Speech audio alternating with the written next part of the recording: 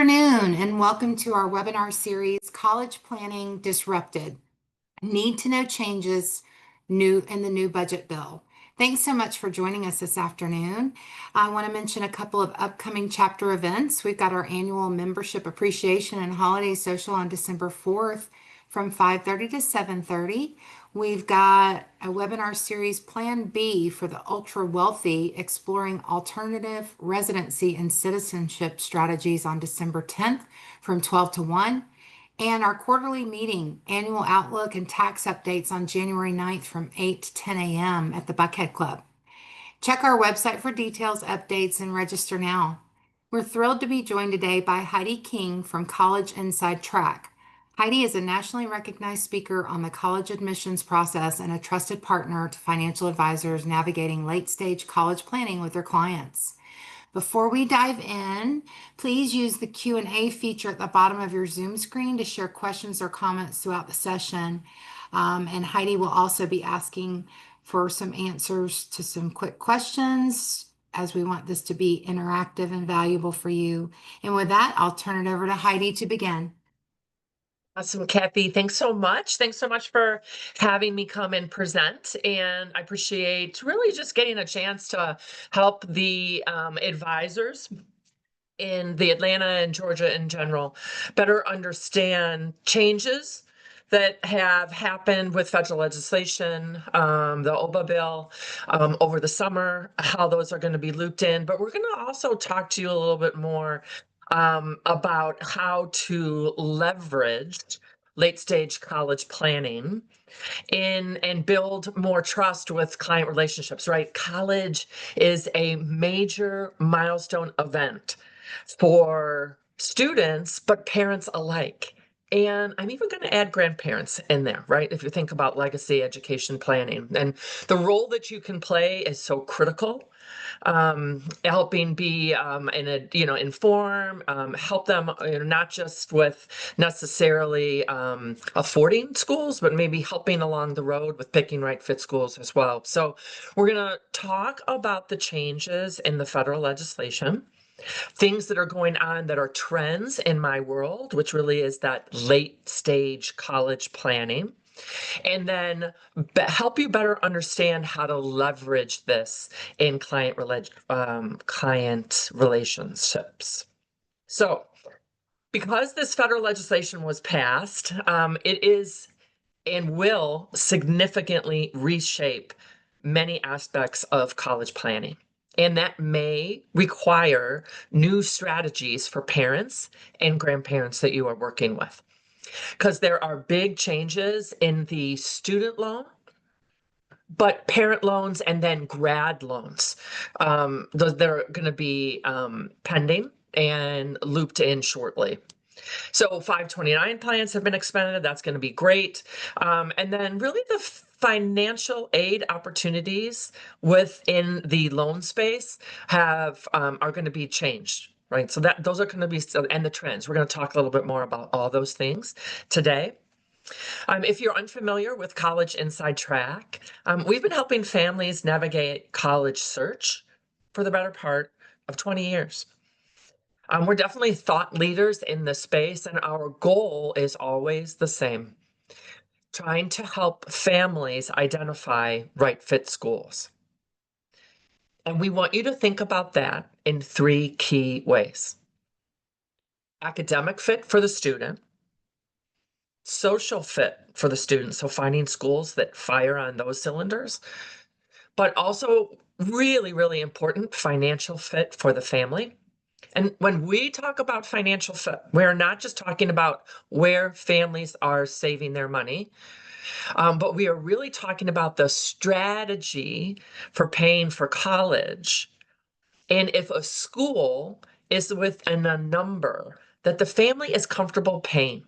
And those are very challenging conversations to have. And it is very tricky to figure out how much college costs because, of course, they're not really very straightforward with their pricing structure. So if you're working with families at this time, it can be a very exciting time, but it can also be a stressful time.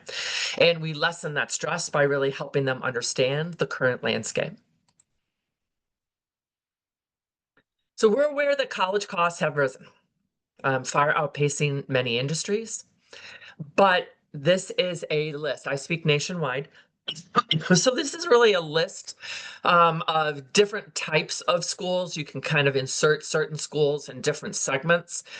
But that upper number of nearing $100,000, and that's per year, not for 4 years, will surprise even your best savers and high net worth and high earners. All right, I meet with families every day that I work. It's love this part of my job.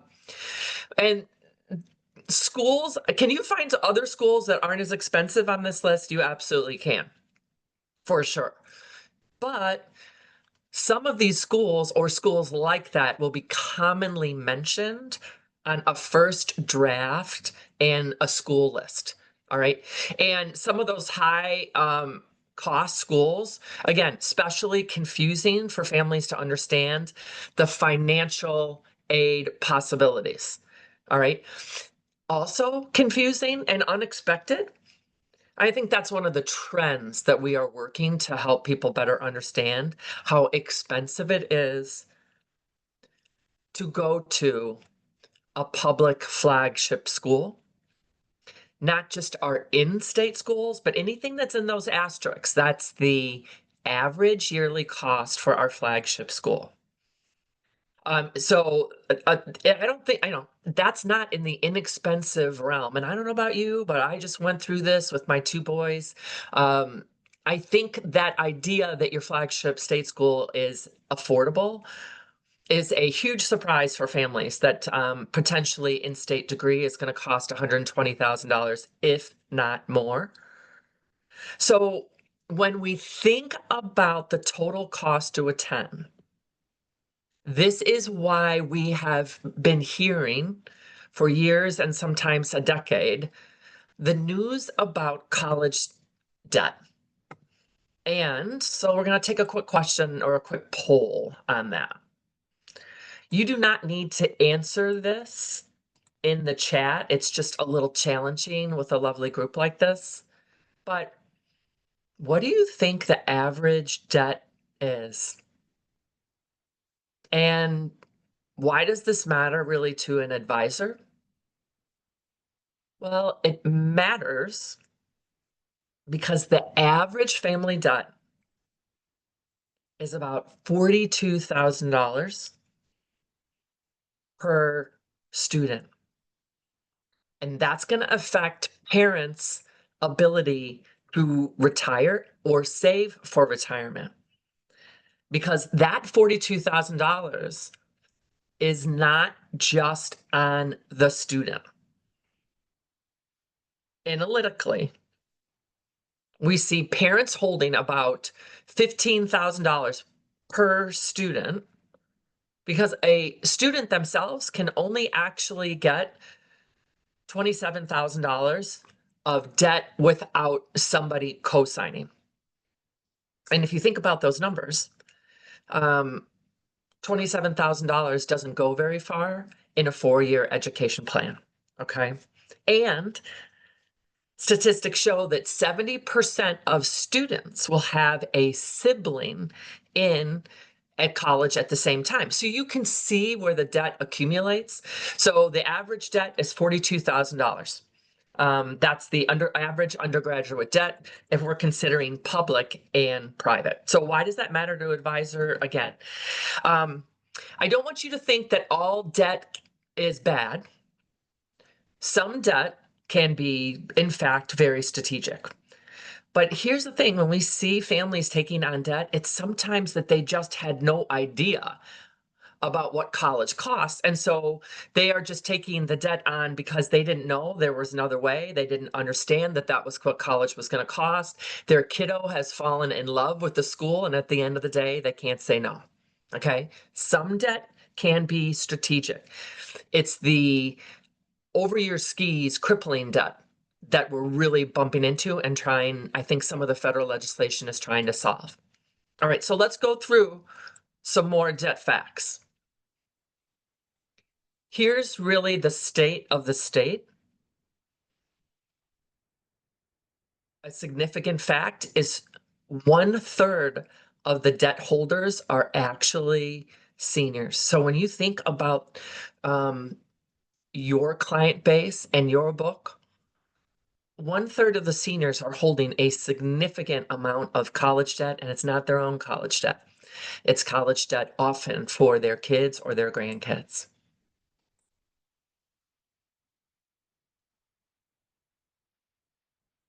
So let's talk about paying off the debt.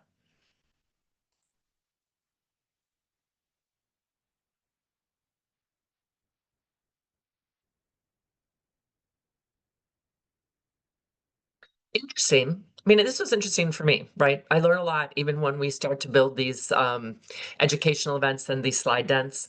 Um, the way we do college now is not the way we used to do college. And there are some misperceptions. And I think some of those are based in public and private, in-state and out-of-state, with assumptions that in-state always is less expensive and private is always more expensive. Okay. And that's just not the case necessarily. Okay. So let's give you some stats to kind of go through that. The ability to pay off debt kind of hits right at that 5-year mark for both private and public. There's also questions these days about the value of an undergraduate degree. Do I think that everybody has to go to college? No, I don't. I absolutely don't. There are great pathways in the trades. There are great pathways in other areas, but there is still definitive data that there is a significant ROI to an undergraduate degree. But it does take between 10 and 11 years to recoup the initial investment. And that's assuming you have finished your degree, because sadly there are a group where they have some college, no degree. Recouping that investment in 10 years is super challenging, right? It basically, that's the people that fall a little bit off the curve. But the average lifetime ROI for a bachelor's degree in earnings is actually estimated over 700%.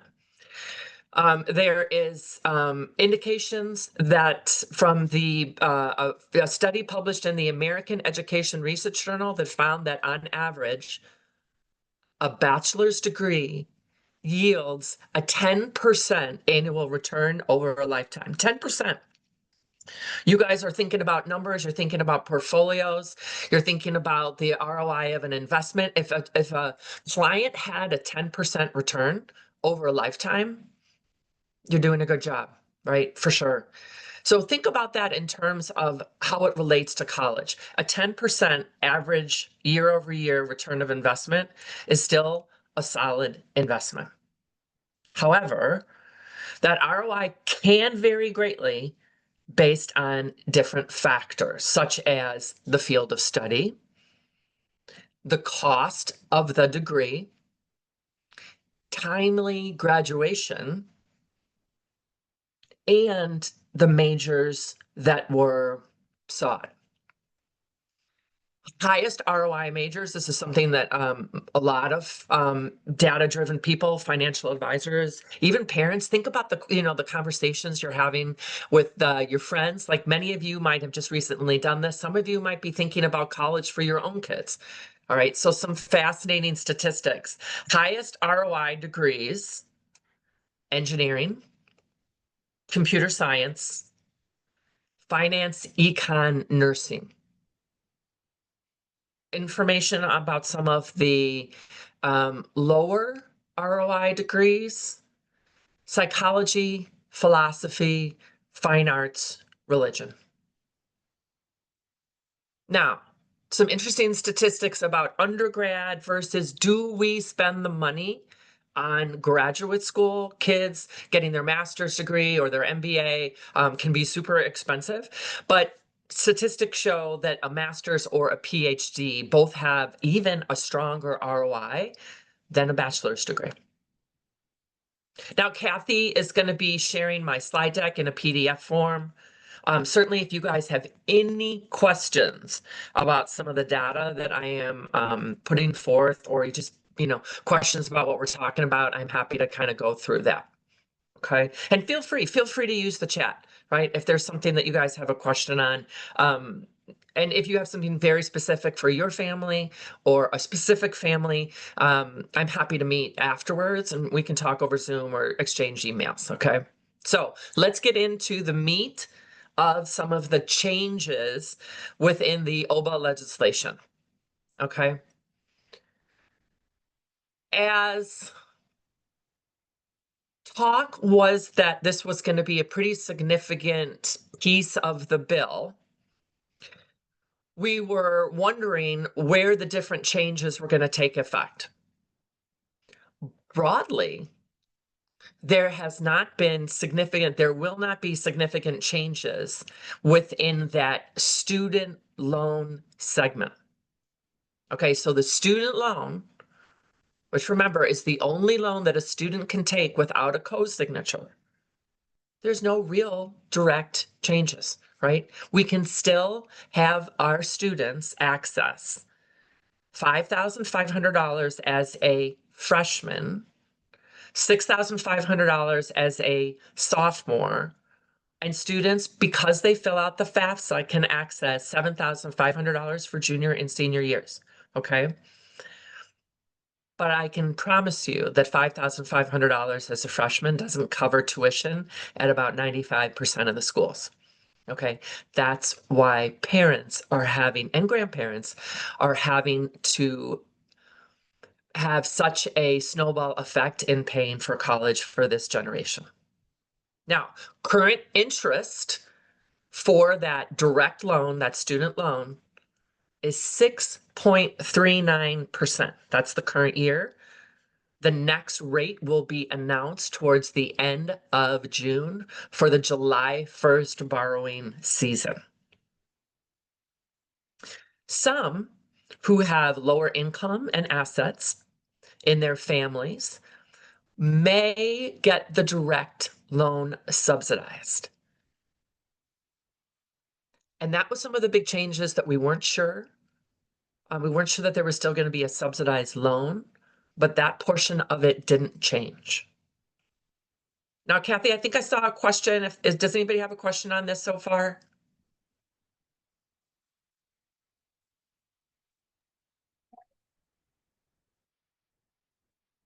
It might have popped up and it might have gone away. I'm not really sure. Like I just saw something pop in the chat and then it kind of goes away pretty fast on my workstation. Answer to your question about the debt, and we had 42,000 come in through Q&A. Okay. The question, can you read the question? Because I can't see it now. No. There wasn't a question. It was in response to a question that you posed. Oh, okay. Thank you. Sorry. Thanks for clarifying. That's okay. Okay. That's okay. Perfect. Okay. So, folks, this is the undergraduate loan. This is called the direct loan. We sometimes think of it as the Stafford loan or the student loan. Okay. So we're going to go on a little bit further with the federal direct loan. There will be caps. This is the big change in the undergraduate space. Because what happens is for families that didn't get scholarships and will have a gap in what they have saved and potentially a 529 or another vehicle and what they can cash flow, the Federal Plus loan is an option. Changes are going to go into effect July 1st of next year to put an annual cap and a lifetime per student cap. This is a big change. Through the federal system, you used to be able to borrow up to the total cost of attendance. Meaning if a kiddo got into Vanderbilt costs over $95,000. If the student can borrow $5,500, the parents could borrow the entire rest of the amount through the Parent Plus system. So that is now going to be significantly capped to $20,000 annually. And just to repeat that, 65,000 per student, meaning if you have to borrow 20 for 1 year, 20 for another year, and 20 for the third year, for the fourth year, you only have the availability of $5,000 through the federal system. So simply put, the new budget bill will limit access to federal loans. And that means for some students, if they cannot entirely fund from the federal loan program anymore, and as an alternative, their families may have to go into the private market space, which will have far more significant underwriting limitations. And at the end of the day, they may not be able to get the money for school. Now, I don't think this is necessarily a bad thing, right? This gives limits when families couldn't necessarily understand the challenges and the importance of putting together a 4-year plan in place. Of course, financial advisors are so good at helping families, but this gives just a better topic, maybe more guardrails for you to kind of help the families that you're working through. The idea that if they're bumping up against these limits, maybe light bulb moments, that those schools at the end of the day might not be a great fit. Okay. Let's talk a little bit more about grad school changes. All right. Does the profession that the student is seeking require more education? That's really the bottom line question, right? If so, there's also going to be big limits coming for those students, right? It used to be that a student could borrow up to the total cost of attendance. But for a master's or professional degree, there's now going to be some annual and lifetime caps. Okay, so again, we're talking about the graduate school space. So after they've gone through undergrad. For a master's, the cap is going to be $20,000 per year and $100,000 lifetime. Other professional programs like doctors, attorneys, their programs are going to have a $50,000 per year cap and a $200,000 lifetime cap. And I don't know about you, but there are very few doctors in their programs or attorneys for that matter, that are able to go to schools that are only $50,000 per year. Okay, so again, that's through the federal system. Does it mean that they can't get the loan? No, but they have to go through the private space to do it. So this is just going to be forcing more families to get loans from other sources that they may not have needed before. I can see this absolutely bubbling into involving more parents and more grandparents. So that is just another great way, maybe to introduce yourself to the next gen, right? It could be that you're working with grandparents that have these concerns for their parents, their students and their grandchildren. So I can see this being a way for you to introduce yourself to the next gen, and show the knowledge that you have and maybe help them navigate the importance of, and then just larger discussions about college affordability, some planning. You guys are so great with the planning. Think about giving yourselves more runway, having these conversations, potentially even sophomore, junior year in that high school space. So important, so important. All right, let's talk about the repayment options. I've got a couple different slides on repayment, okay? Massively simplifying repayment. All right. But many, many, many families, I've talked to so many advisors, questions, emails, kind of going through what are their options and how do we do this necessarily in the next 6 to 9 months. Okay. Those repayment options are going down from 8 to 2. There will be a phase in. I was talking to somebody the other day. I was at physical therapy. My physical therapist, their daughter is in her second year of college, needing 2 more years of loans, right? Their concern was, are we going to be throttled? No. People in college right now will have an enrollment option. They are pretty much grandfathered in because they are going to be within the old system. Anybody going to school next year is going to have a much different repayment plan option. Okay, and there are going to be kind of two different time and standards. Oh, that went through too fast. Sorry. Basically, the amount and your income are going to be determining how you pay the loan back. Two plans. The new standard repayment plan replaces the traditional 10-year plan with that tiered system based on the loan balance. Again, it's going to be the amount and your income are going to determine how you pay it back. The new income-driven plan is called RAP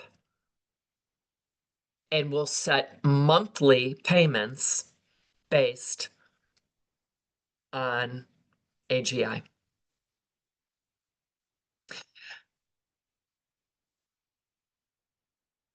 So here are some ramifications of all of this. Since there is a cap on the Parent Plus loan, it's going to force families to head a little bit more into that private space market. That private space market will not have any loan forgiveness. There is going to be a cap on some of the federal lifetime loans. Parent Plus borrowers should at least have conversations about consolidating their loans before July 1st of 2026. And when I say consolidating their loans, I mean they need to be completed. So I just found that out when I was at another conference in October. It's not like they can, as long as they're in the application phase, they're good. No, they need to be completed. And then they can enroll in a IBR type plan. Okay, to potentially preserve access to some of the income-driven repayment. Okay, I think one of the biggest questions that I'm getting from financial advisors are definitely how to help families that are in the middle of this and how they better understand their repayment. I am not a loan repayment specialist, but I have some excellent resources that I can connect you with. I also think, so if anybody has any specific questions or they want to connect with somebody, I'm happy to provide a resource for you guys. Okay, we're going to spend a little bit of time in the overview of student loans. And let me make a case for the fact that I know that as advisors, you guys are working with a lot of families that have saved well or are high net worth earners or high earners and high net worth in general. But there's still a certain segment where we're going to work and do some information here on loans as well. We work with plenty of families that they've saved well, and college is more about right fit. Academically and socially, but this is also a large part of how we educate, right? So we're going to spend a little bit more time on the student loans, okay? Because this is a lot of misunderstanding about why am I doing the FAFSA in the first place? Okay, so I want to reassure you, we still recommend that everybody do the FAFSA. The FAFSA is really a form about options, okay? And some loans can be part of the strategy to pay for college, right? And so it's just important to understand a little bit more about where the nuances are. I spoke with a family and just, they thought they had misapplied for the subsidized loan because they didn't get the subsidized loan. Remember, you're only going to get the subsidized loan if the colleges feel, based on their formula, that you are in a category where you are able to get the subsidized loan. Most of us have earned out and will not get a subsidized loan, okay? But we're going to talk a little bit more about the loans in general. The first three are going to be student-based loans, and we're going to talk a little bit about the differences in the federal loans and some of the private space loans. Okay. Now, that student loan is the only loan it's called the federal direct loan now. It's the only loan that a student can get without a cosigner. You must fill out the FAFSA to get access to the loan, but students are not denied for that loan. And even if you make $1 million, students will have access to that original $5,500. So it may be that the families that you're working with want their children to have a little bit of ownership in the process.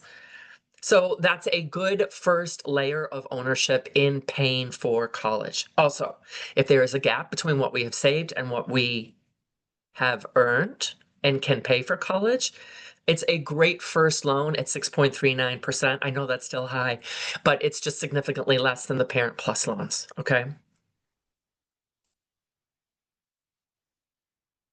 Anybody have any questions on that FAFSA or that federal loan before I go on to the state loans or the federal loans?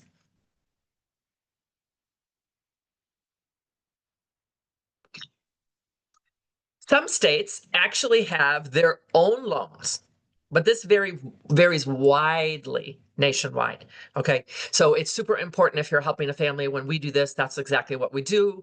We help them better understand that in certain states, Minnesota, Maine, California, North Carolina, Texas, sometimes this can change, but in general, those are the big states that have state loans that are super beneficial rather than go into some of the other systems. There's a quick link that you can use as a resource for the clients that you're working with.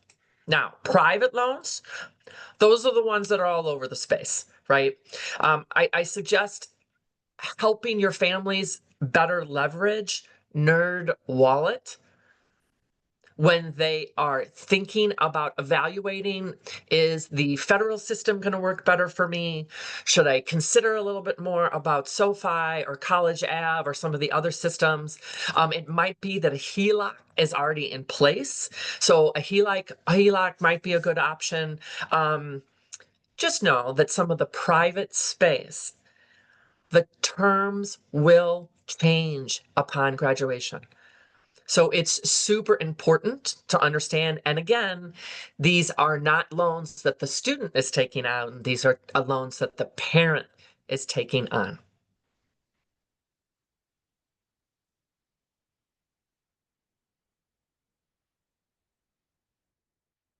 That Parent Plus loan that parents can help with has jumped in the rate to about just under 9%. And that interest is being accrued right away. And that loan, like many loans, has an origination fee. The origination fee for the parent loan, that direct plus loan, is 4%. So it is a relatively expensive loan in the grand scheme of things. That's why we always recommend layering in that student loan first because of the terms, but it still may be a good loan for families that you're working with and may be the best option. But remember, it is going to be capped coming up and in the as of next year. I also have, I'm sure just like you, I have some sad stories about the loans that families take on. This is why it is so important to have these conversations. Somebody that I interacted with recently, parents were telling us that they no longer actually talk to their student. They no longer talk to their child, but yet they have over $65,000 worth of debt that they are still paying. I know that you guys often hear those very sad stories as well. So it is so important to have these big conversations on philosophies of taking on debt and whether or not it's a gift, whether or not the parents really should be affecting their own retirement, right? It is often the case that families have the money, right? And that is fine. But having those conversations about what ifs are so important because we have all seen those dire cases happen. Okay. So lastly, I want to let you know that it is really important to kind of have these conversations when we work with our families that we're guiding through the college search, application, and acceptance phases. Having that conversation about where are we comfortable with loans? And at the end of the day, what are guardrails and boundaries? It's actually the second meeting that we have with anybody that we work with, right? Helping them better understand how we're going to put together a 4-year plan. If this is a question and a conversation, many advisors will leverage us to kind of have those bigger conversations. It is something that we work with students and their families with, and we are really good at. We're really good at helping better understand how to leverage for selective degrees and selective schools, but also coming up with budgets. We've kind of go through that very, very, very holistically with the families that we're working with. Do understand that even if you apply for that FAFSA loan, you don't have to take the full amount. You can actually apply for it and never disperse any of it. But often colleges are going to backfill what college costs with that federal direct loan first, right? So I don't know about you, but something that you have to pay back, I don't think of as financial aid and gifting, but the colleges can when they have that financial award that they're giving. Okay, some of this other stuff, we've kind of talked about that. I'm not going to spend that much time on 529s. If you guys have questions about it, you guys do a really good job. Know that the OBA legislation has expanded the use for 529s for sure. Even getting a tutor, even having some professional degrees or trade school paid for, far more flexible within this legislation. And also it can have some huge effect on high net worth families that want to save some of the money from a 529 to use it to fund medical school or grad school, right? So again, this is so helpful as an advisor for you to have conversations with them about how they better leverage a 529 and how they can use it differently from student to student and their academic goals. So let's talk about some ways to stay in budget with the financial fit. Really important to kind of talk about solid guardrails. Here's a great link to a loan recalculation payment calculator. All right, people are always asking for some resources. Happy to be a link for different resources. That is on the financialaid.gov website, right? You can pull it up and help them with that 4-year plan, talk and show parents what that looks like for how much debt they're thinking about, whether or not there really is an ROI for that, and how many years that would take to kind of pay back. Great, great ballpark. Never take out more in loans than the student can pay off with their first year salary. All right, now sometimes this can vary from region to region in the country, but the broad conversation still holds true.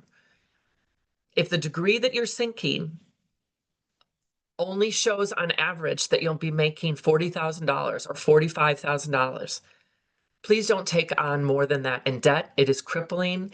And I always say, do you want your students to live in your basement? No, not for that many years, right? So that's just a good guardrail to talk about for debt. Okay, and again, refer back to some of these when you're starting to have conversations. Anchoring some of these conversations, I know 100% you guys are often playing the role of counselor, right? One parent will have a certain philosophy on investing. Another parent will have a certain philosophy on paying for school, right? Often we'll work with a family where one parent might say, hey, I paid for college all on my own. I want my student to do that as well. I had far more skin in the game. And maybe another parent will say, no, we have saved well, we are high net worth, we're going to pay for the whole thing, right? So having those conversations, these are some guardrails to kind of talk about different opportunities and different ways to kind of think about this. Um, Often we'll meet with a family, like we've saved for in-state, but if you want to go to a out-of-state or a private school, the rest of that is on you as a student. And again, I'm just going to say some of that is super challenging for students to be able to implement or pull off, because as a student, they are only able to get that $5,500 from the federal system. Why? Because they frankly don't have the earned income and they have no ability to have had much credit. So they basically can't get the loan. The other common question is, we're going to pay, and often families that have divorce as part of their family structure, someone's going to pay a third, someone else, the parent is going to pay a third, and then the student is left with another third. We think that that conversation is super helpful, but also understand a third of state school, out of state school, like what are we thinking as far as top amounts? Again, so important to have these conversations, a great time to start those conversations, believe it or not. Often you'll hear those conversations start at the end of senior year in high school when you're being tapped for the money. We strongly suggest having those conversations earlier in those high school timeframes.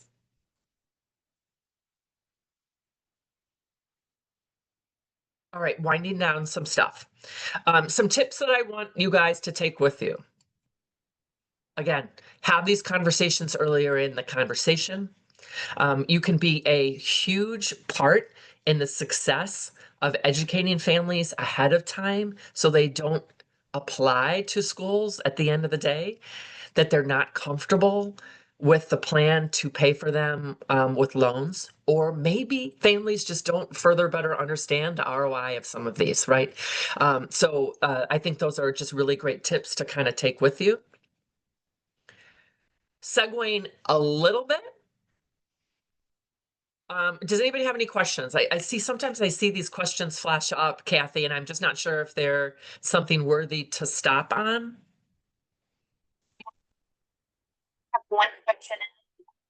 Students skip FSA application in freshman and sophomore year and then do it in their junior year. Okay, can you say it again? This is where like we're cutting out a little bit. Can a student skip the FSA application in freshman and sophomore years and then do it in their junior year? Yes, they can. They can, but they can't access that $5,500 from the freshman year. So you can't go back in time and reach for it. But if you feel like, hey, we're not going to have a gap until junior year, you can choose not to fill it out your freshman and your sophomore year and fill it out your junior year. That doesn't tell the complete story, because renewable scholarships are often given and as a applying freshman for like a first year student. So if you haven't filled it out as a freshman, you might be missing out on renewable merit-based scholarships. So not even just need-based scholarships. Many colleges, not all, typically it's more the private schools will give out more merit-based scholarships based on the result of the FAFSA. We always recommend our parents fill it out the first time. Again, the FAFSA is all about options. Okay. Next question. That's all we have for now. Thank you. Okay. Okay. Need versus merit, very confusing for families to understand. You'll bump into maybe one or another form to figure out, are you going to be need-based at colleges? Again, I absolutely know that there is such pushback on why are we doing the FAFSA. 3 big bullet points on why we're doing the FAFSA. A little bit of ownership in the process. B, it gives you options. If a family has a major life event, the first thing financial aid office will ask is, have you filled out the FAFSA? So it delays the process, and sometimes you can miss it because you were past the deadline for the FAFSA. Okay, and the third reason is that many colleges will use the FAFSA for renewable scholarships on their own, and the only way you know that is because you filled it out. And I don't know about you, but it is definitely worth the time, 30 minutes now. This has been simplified to the point. 30 minutes is all that takes the first time.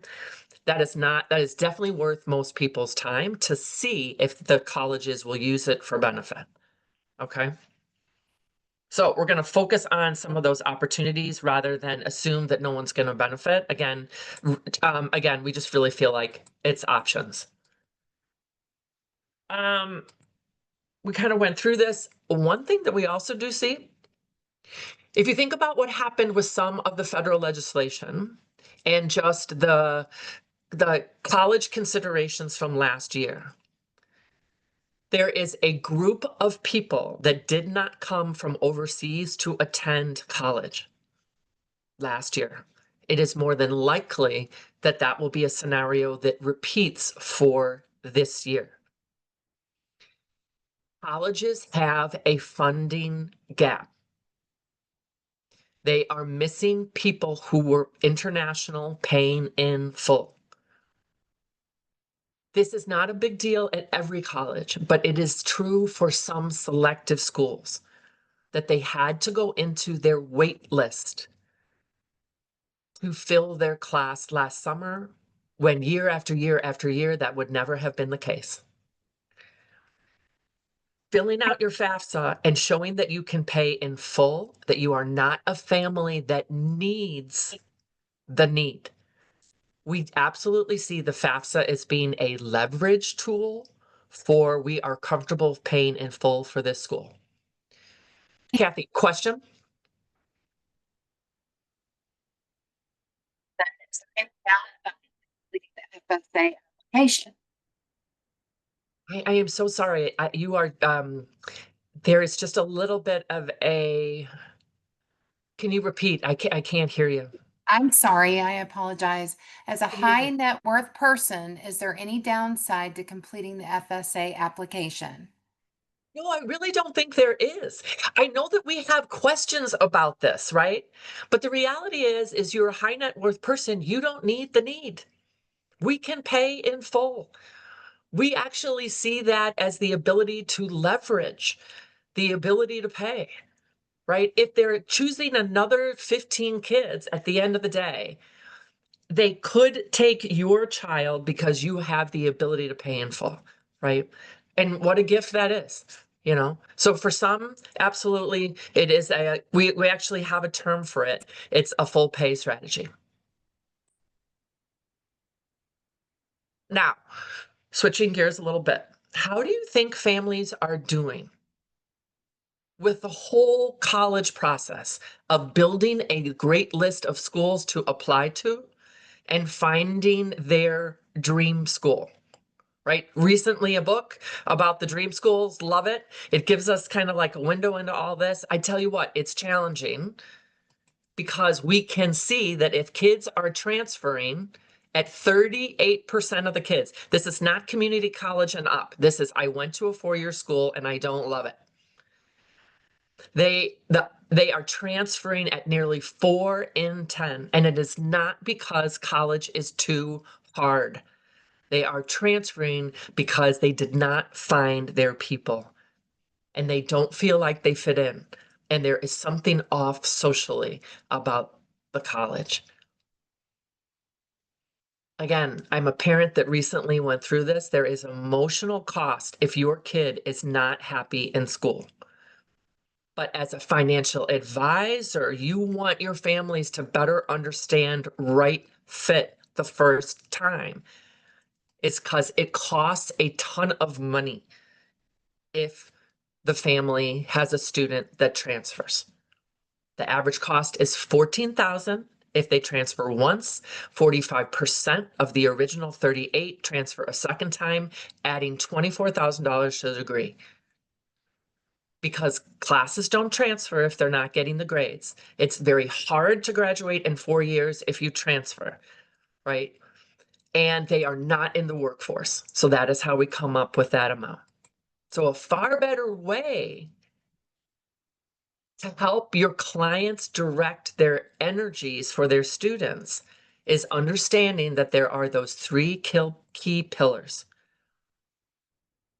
right fit academically, socially, and financially. 97% of the kids that we worked with last year, we worked with about 280 kids.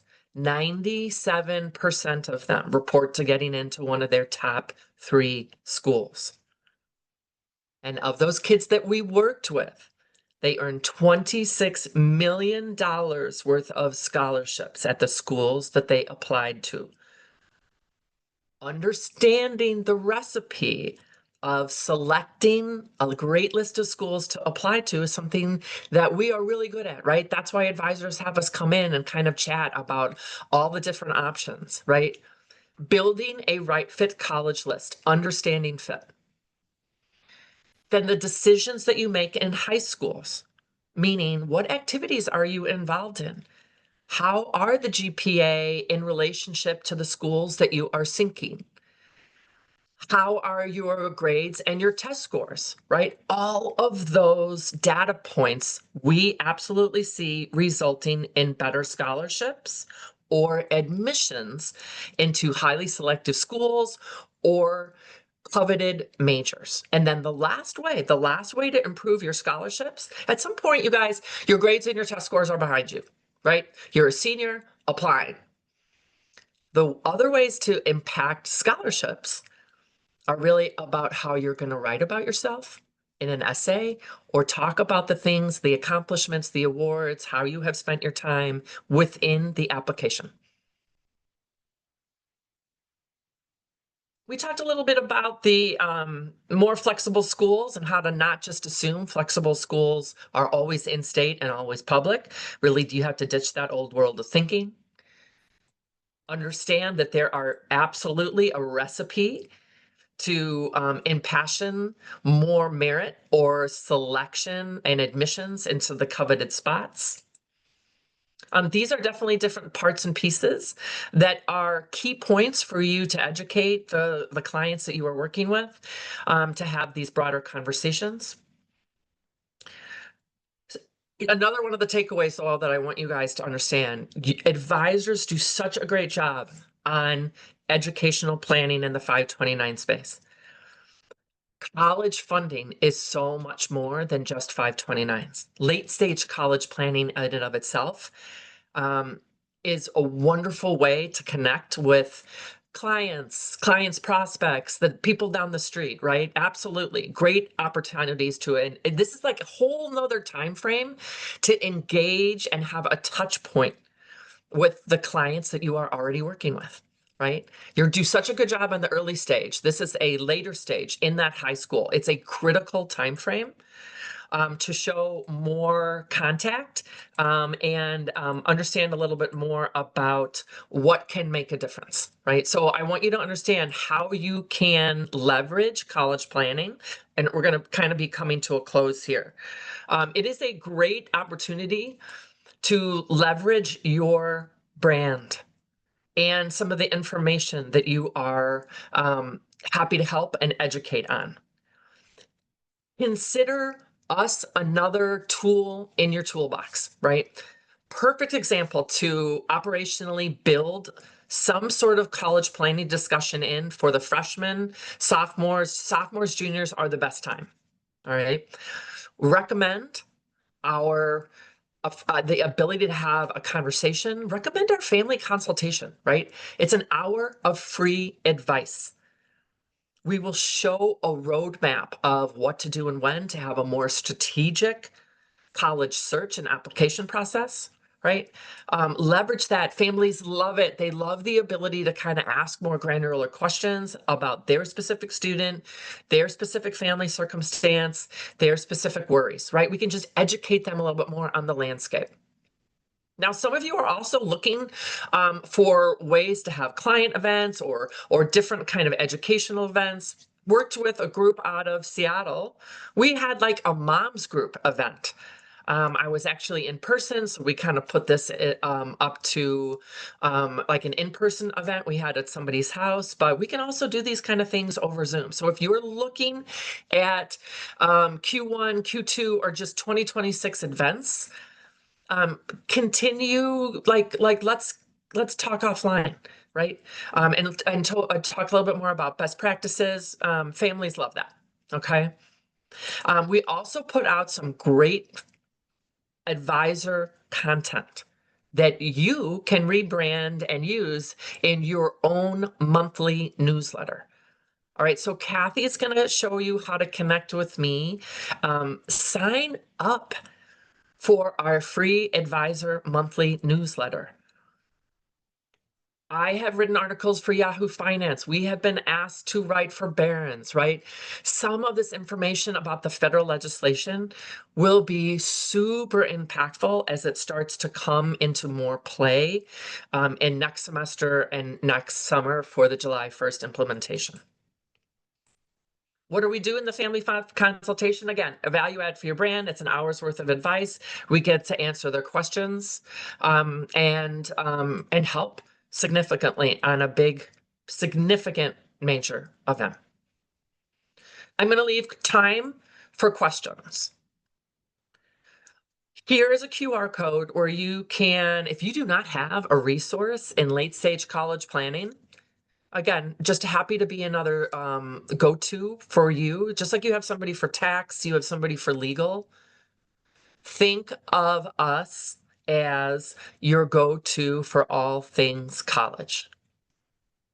You can request the deck or connect with me for a 30-minute call, intro call over Zoom to talk a little bit more about best practices and how you can layer this in for your own practice. I'm going to stop share. And what questions? Some of you may have kids that are in high school. Some of you may have a brother or a sister that has nieces and nephews, right? What can I help with here at the end? What questions do you have? Is Not anybody going to? seeing. You go ahead, Heidi. Does anybody have somebody that's applying to college themselves? Like this can feel really important when all of a sudden it's been 25 years since we all went through this. And now you have a kid. You just know that the landscape is different. You worked really hard to give them options. They've worked really hard in high school. So, information rate do you assume on college costs? Yes, you can absolutely get the deck. The inflation rate do you assume on college costs? This is such a good question. It's been really wonky the last 4 years. We saw some massive, University of Missouri all of a sudden went up like 13%. Some colleges have a lock where if you entered as a freshman, your tuition will not increase. Love that throughout your senior year. Dorm housing, food may increase, right? Inflationary costs, we assume somewhere around 3%. We'll see with how, what's going to be some of the changes within the funding. Remember, it used to be like a blank check. We could just write it out. We'll see how some of that plays out if colleges end up pumping the brakes. Here's a tip, though. If a college has 90,000 people applying to them, they don't need to decrease their tuition. They have a line out the door. UCLA had 149,000 people apply for 6,000 spots. It won't be schools like that have to pump the brakes on their costs. Can you hear me? Yep, all good. Happy to conclude here. We had one question. You want to take this one question? Absolutely. What's the best approach for finding merit scholarships? Yeah, good question. 3 bullet marks. All right.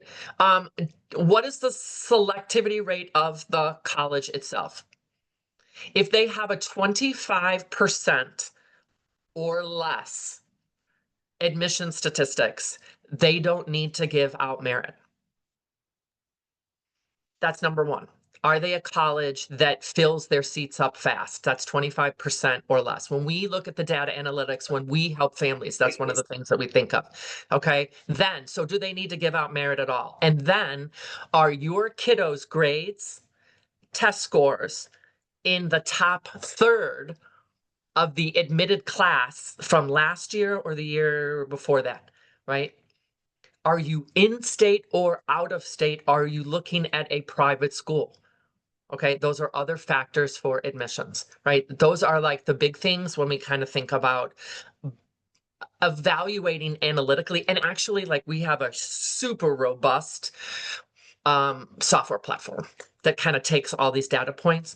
Those are the general ones that we would recommend when a family is looking for merit. Does the college need to give it out? What are your kids' individual statistics? In-state, out-of-state, GPA, test scores, rigor, activities. Good question. Great. Thank you, Heidi. We really appreciate your insights. And a big thank you to everyone who joined us today. We appreciate your time and engagement. Be on the lookout for the event survey, which will include a replay and Heidi's PowerPoint deck and her contact info. Thanks so much and have a great afternoon, everybody. Thanks, guys. Have a good one.